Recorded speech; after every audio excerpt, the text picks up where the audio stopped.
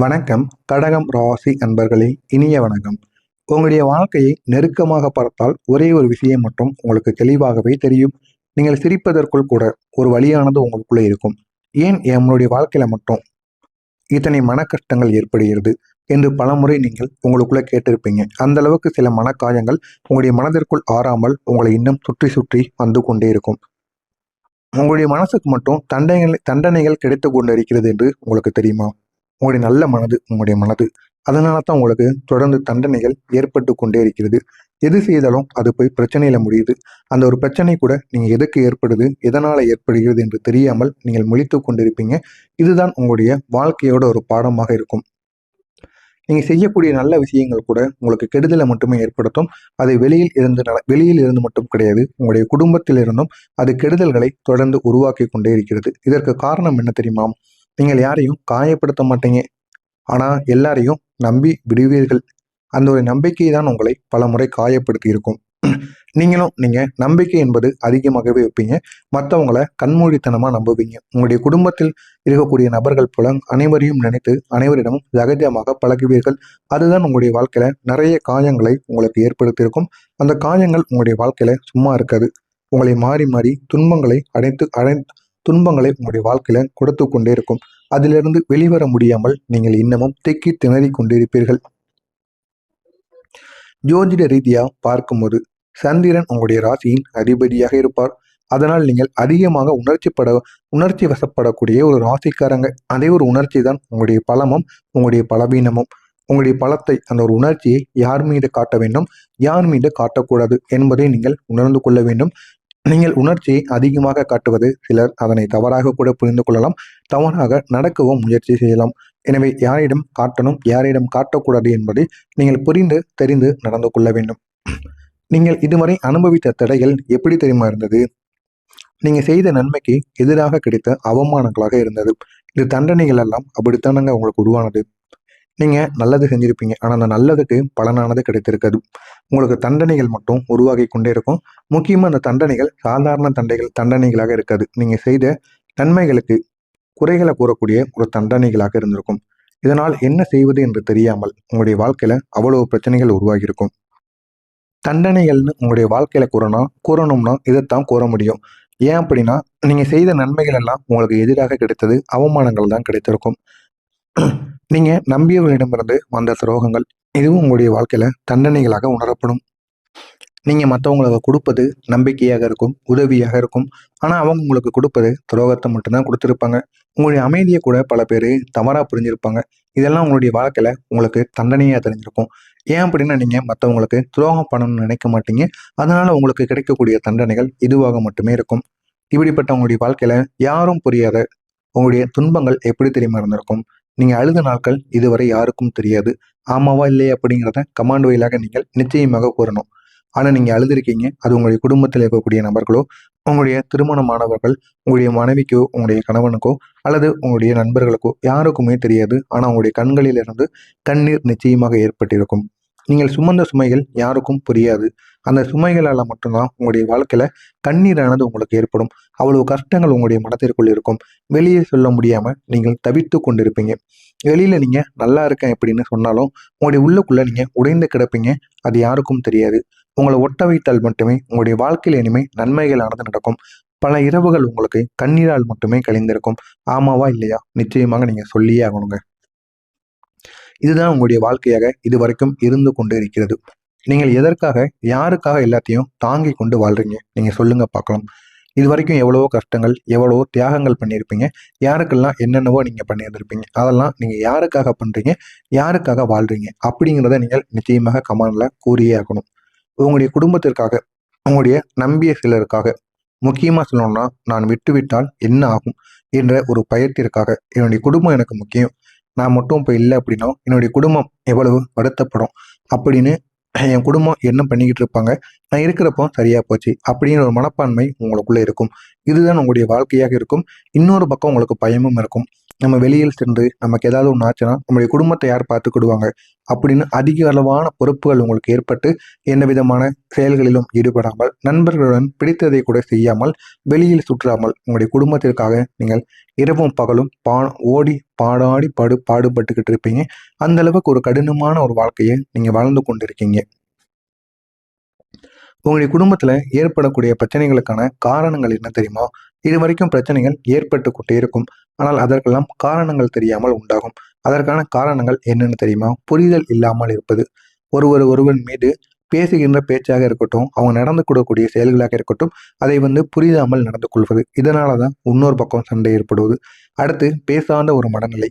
நீ பேசினாதான் நான் பேசுவேன் அப்படின்னு நினைத்து கொண்டு குடும்பத்துக்குள்ளேயே ஒரே வீட்டுக்குள்ளே இருந்து கொண்டு பேசாமல் இருப்பது. சிலரின் அகங்காரங்கள், சிலரோட ஈகோக்கள், இது அனைத்தையும் பார்த்து நீங்க மற்றவங்ககிட்ட போய் பேசணுமா? இவனுக்கு நான் கீழே இருக்கிறவனா அப்படிங்கிற ஒரு மனப்பான்மை உங்களுடைய குடும்பத்திற்குள் இருக்கும். இது மட்டும் இல்லாம உங்களுடைய மௌனங்கள், இதெல்லாம் சேர்ந்துதான் உங்களுடைய குடும்பத்துல பிரச்சனைகளை ஏற்படுத்தும். ஆமாவா இல்லையா அப்படிங்கிறத கூறியே நீங்கள் ஆகணும். ஆனா நீங்க பேச வேண்டிய இடத்துல மௌனம் காத்தால் பல பிரச்சனைகள் பெரிதாகவே உருவாகி இருக்கும்.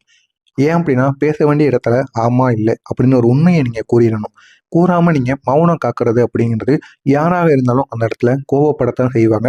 அப்படி கோவப்பட்டுதான் உங்களுடைய குடும்பம் இந்த ஒரு நேரத்துல இரண்டாக பிரிந்து கிடக்கும். இதுக்கு உங்களுடைய வாழ்க்கையில நிச்சயமாக நடந்திருக்கும். இந்த கண்ணீர் வந்த காலங்களுக்கு எப்போது தெரியுமா முடிவு கிடைக்கும்? அதற்கான ஒரு காலம் ஆரம்பமாகி விட்டது. வரக்கூடிய இந்த ஒரு நாள் உங்களுடைய வாழ்க்கையில இருக்கக்கூடிய எல்லா விதமான பிரச்சனைகளுக்கும் ஒரு முடிவானது கிடைக்கும். அதற்கு முன்பு நான் இதுவரை கூறியது உங்களுடைய வாழ்க்கையில நடந்திருக்கா இல்லையா அப்படிங்கிறத கமெண்ட் வாயிலாக கூறுங்கள்.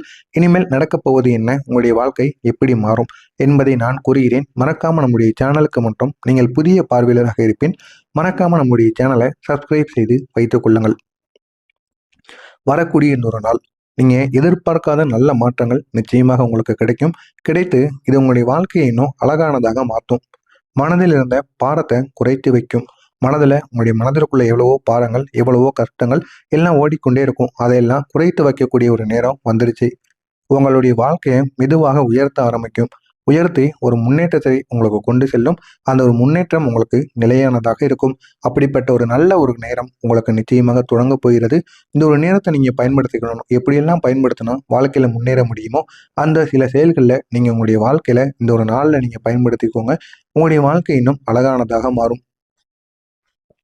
இதற்கு நீங்க ஒரே ஒரு விஷயம், முக்கியமான விஷயம் பண்ணணும். உங்களை நீங்கள் முதலில் மதிக்க ஆரம்பிக்கணும். உங்கள் மீது ஒரு மதிப்பை உங்களுக்கு திணிக்க வேண்டும். யாரும் உங்களை தவறாக பேசினா கோவப்படணும். கோவப்படாம நீங்க பொறுமையா போயிருப்பீங்க. ஆனா இனிமே அப்படி போகக்கூடாது.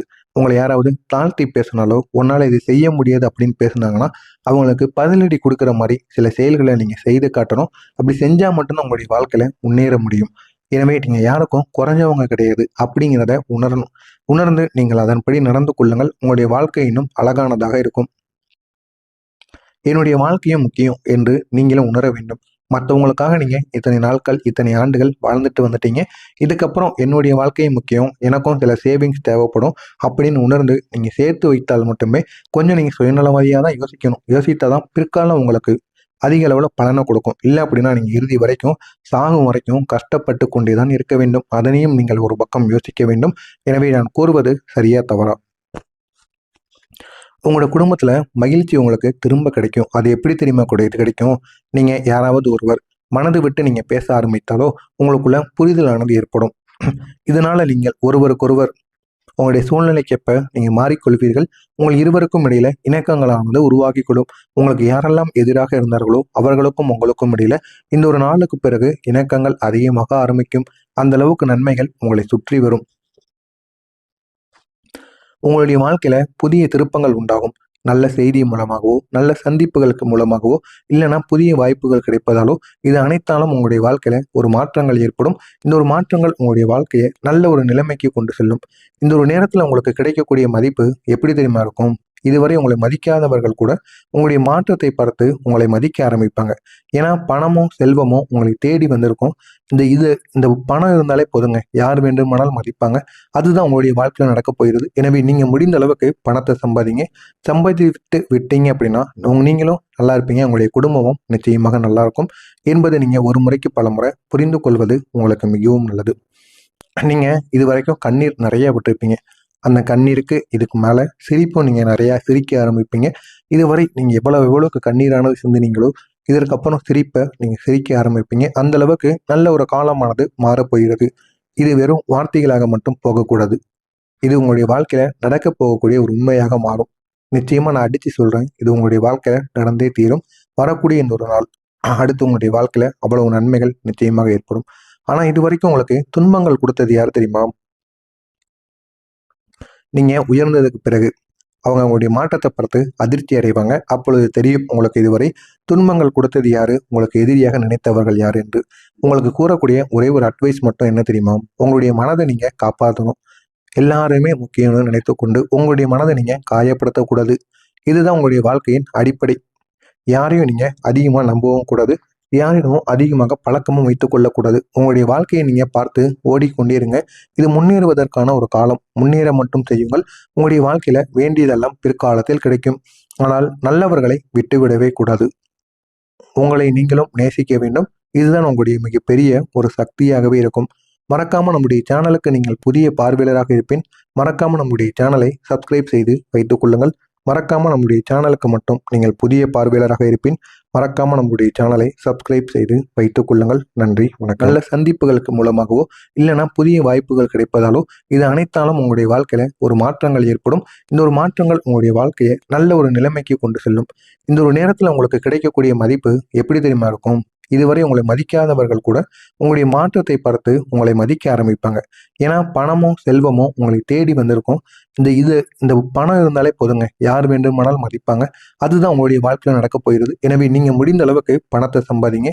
சம்பாதித்து விட்டீங்க அப்படின்னா நீங்களும் நல்லா இருப்பீங்க, உங்களுடைய குடும்பமும் நிச்சயமாக நல்லா இருக்கும் என்பதை நீங்க ஒரு முறைக்கு பல முறை புரிந்து கொள்வது உங்களுக்கு மிகவும் நல்லது. நீங்க